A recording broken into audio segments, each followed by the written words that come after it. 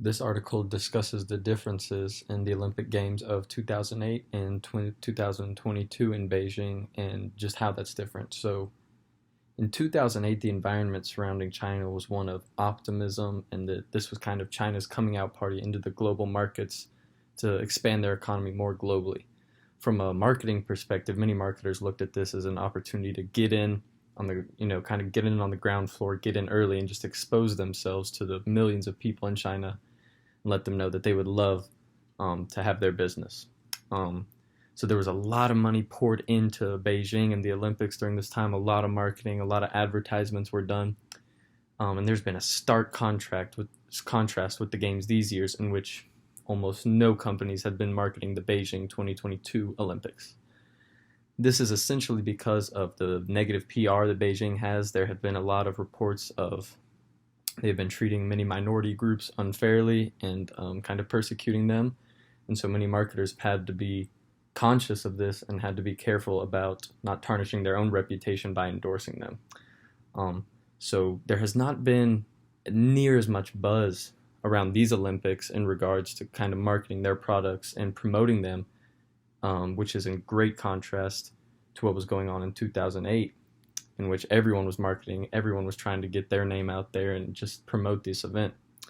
And not only limited to the marketers, this has also hurt athletes who rely upon this to get a lot of sponsorship revenue. And because many of the companies are conscious of endorsing China, the athletes are being hurt by not being able to get a lot of their money that they would usually get. In 2008, many athletes received 25% of their yearly income through sponsorships made at these Olympics. So this is certainly having a financial impact on the athletes as well. Now, key takeaways for this, obviously, the human rights issues make it very difficult for companies to endorse this because they could receive lots of backlash. People could boycott their companies for endorsing this country that is harming people, harming ethnic minorities, and so companies are having to be very careful how they endorse this. As you see, I put the logo on here, the Beijing 2022 Olympics. No, very, very few companies are using this.